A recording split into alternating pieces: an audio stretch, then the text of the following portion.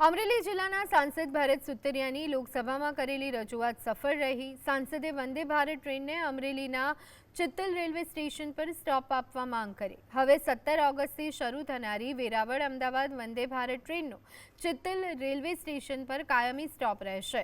આ સ્ટોપ મળતા અમરેલી અને આસપાસના લોકોને અમદાવાદ તથા વેરાવળ તરફથી ઝડપી રેલવે કનેક્ટિવિટીનો લાભ મળશે।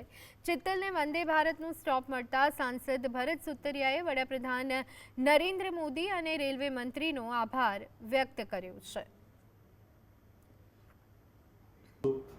જે વંદે ભારતની મેં માંગણી કરી હતી કે અમારે અમરેલીમાં વંદે ભારત જોઈ છે, તે વેરાવળથી આપણને અમદાવાદ સુધીની વંદે ભારત મંજૂર કરી દીધી અને 17 તારીખે શરૂ થાય છે, પણ અમરેલીમાં સ્ટોપ નહોતો।